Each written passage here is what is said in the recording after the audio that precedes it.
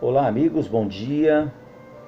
Estamos aqui para mais um vídeo cuja intenção é levar a todos nós momentos de reflexão para que nós possamos, com essas reflexões, entendermos as situações pelas quais nós passamos em nossa vida. Trazemos nessa manhã o seguinte tema: influência é algo que devemos nos preocupar com ela? Então nós trouxemos um texto que diz assim, que nós somos constantemente influenciados pelas coisas materiais e mais ainda pela espiritualidade.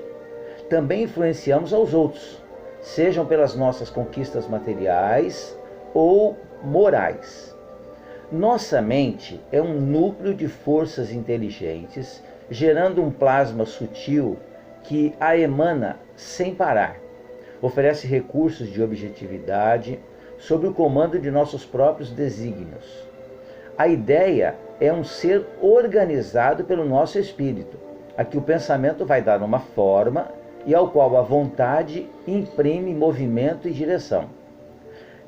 Refletimos as imagens que nos cercam e arremessamos nos outros as imagens que criamos. Como não podemos enganar a força de atração, somente poderemos alcançar a claridade e a beleza se começarmos a emanar beleza e claridade no espelho de nossa vida. Pois o pensamento é um núcleo de forças em torno do qual gravitam os bens e os males gerados por nós mesmos, e ali se defrontam com fileiras de almas sofrendo, nos diferenciados lugares que lhes são característicos. Elevemos, então, nossos pensamentos, redirecionando-os sempre para pensamentos altruístas. Interessante essas colocações que foram feitas aqui nesse roteiro, porque realmente nós sofremos uma influência muito grande pelo meio do qual nós estamos inseridos. E nós também somos grandes influenciadores. E nós vivemos presentemente aqui em nosso país e no planeta como um todo, uma pandemia, onde o assunto é morte, sofrimento e doença.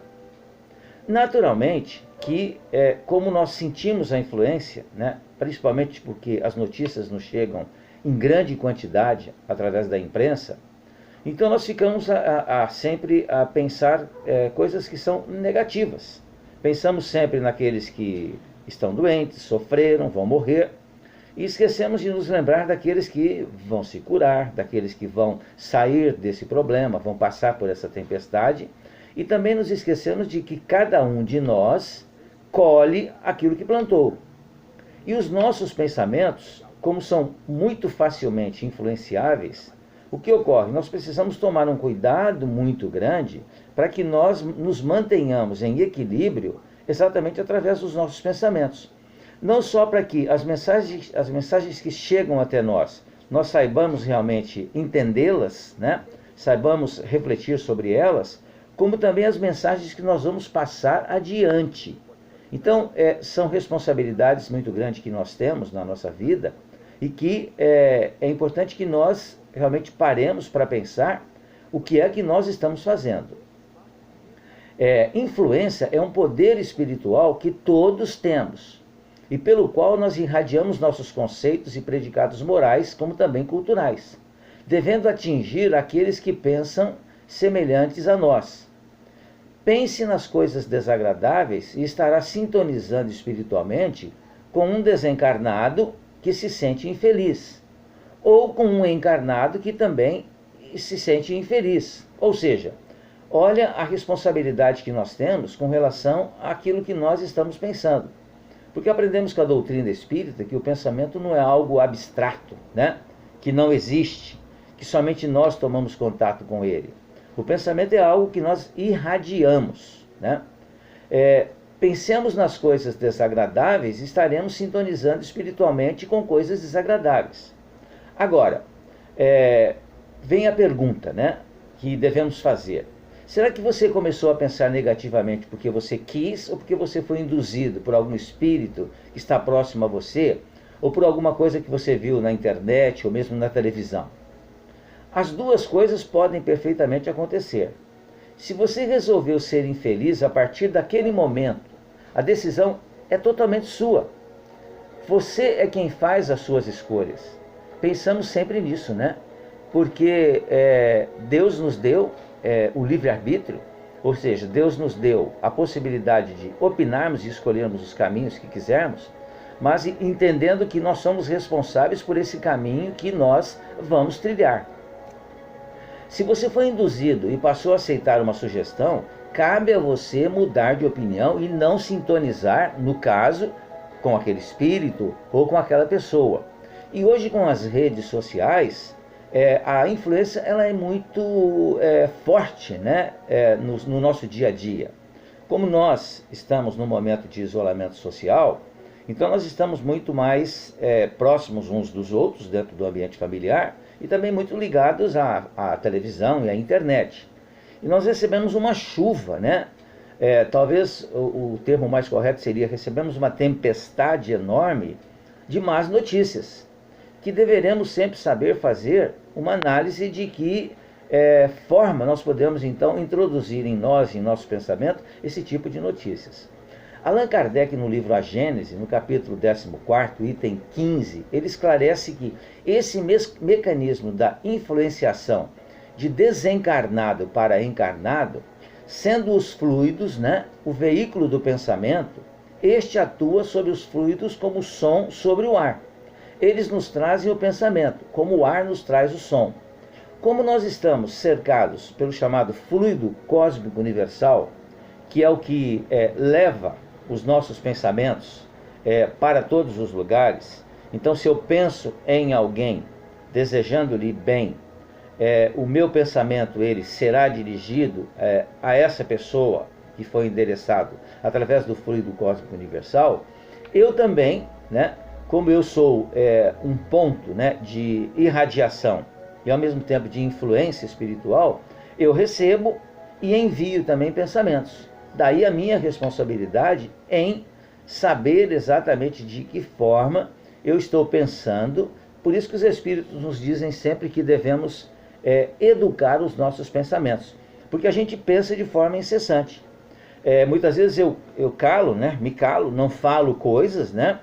Mas o pensamento não tem jeito de você calá-lo, né? O que tem jeito de fazer mesmo é você educar os pensamentos. Pode-se dizer, pois, sem receio de errar, que existem nesses fluidos ondas e raios de pensamentos que se cruzam sem se confundirem, como há no ar ondas e raios sonoros. Há mais, criando imagens fluídicas, o pensamento se reflete no envoltório perispirítico, como no espelho, toma nele corpo e aí, de certo modo, se fotografa. Tenha um homem, por exemplo, a ideia de prejudicar a outro. Embora o corpo material se lhe conserve impassível, o seu corpo fluídico é posto em ação pelo pensamento.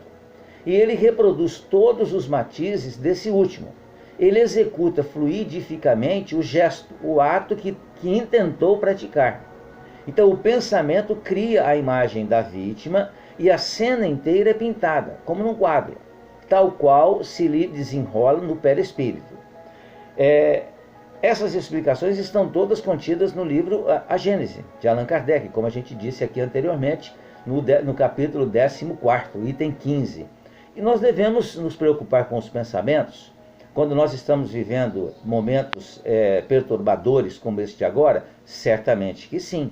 É necessário que a gente continue com os pensamentos em equilíbrio, porque isso pelo qual nós passamos agora vai passar. Porque é natural, num planeta de provas e expiações como o nosso, habitados, na sua grande maioria, por espíritos ainda imperfeitos e desequilibrados, que nós passemos por situações como essas, que nos servem como provas para que a gente teste a nós mesmos a nossa mudança ou não. Então diz assim na continuidade no livro A Gênese: desse modo é que os mais secretos movimentos da alma repercutem no envoltório fluídico. É desse jeito que uma alma pode ler noutra alma, como num livro, e ver o que não é perceptível aos olhos do corpo. Contudo, vendo a intenção, pode ela pressentir a execução do ato que lhe será consequência. mas não pode determinar o instante em que o mesmo será executado, nem lhe assinalar os pormenores, nem ainda afirmar que ele se dê, porque circunstâncias ulteriores poderão modificar os planos assentados e mudar as disposições. Ele não pode ver o que ainda não esteja no pensamento do outro. O que vê é a preocupação habitual do indivíduo, seus desejos, seus projetos, seus desígnios, bons ou maus.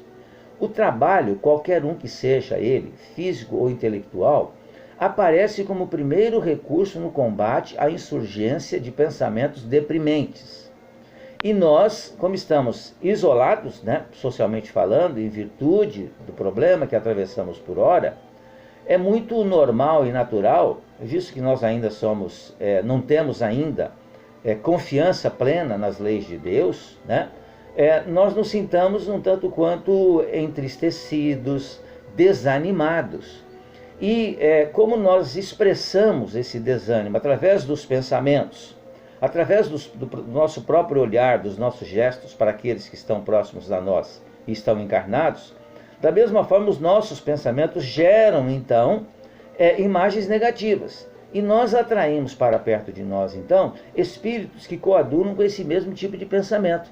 Então nós entramos num círculo então de desânimo muito grande, o que não é o caso de termos, para que nós não possamos então levar esse desânimo, essa tristeza para situações mais complicadas e complexas, como a própria depressão. Então o que nós podemos fazer? A boa leitura, a música harmoniosa, a conversa que edifica e, sobretudo, a prece que nos liga com o Criador. Isso nos ajuda sobremaneira a vencer essas provas pelas quais nós estamos passando.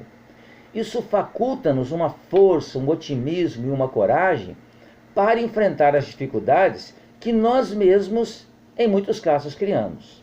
O espírito André Luiz, ele nos traz uma frase que diz assim, que a nossa alma vive onde está o coração. Caminharemos ao impulso das nossas próprias criações, seja onde for. Olha então, amigos, a responsabilidade que nós temos com relação aos nossos pensamentos. Porque nós podemos, através dos nossos pensamentos, plasmar então em nós doenças e levar também, através dos nossos pensamentos, essa doença a outros irmãos nossos. E o André Luiz encerra essa nossa conversa nesse momento com mais um outro ensinamento. É da construção viva das ideias que saem as asas dos anjos, mas também saem as algemas do condenado. Portanto, criemos então em nós ideias, pensamentos que sejam otimistas, que sejam conforme as leis de Deus, que sejam justas, que sejamos misericordiosos, que tenhamos confiança e que não percamos jamais a esperança. Muito obrigado.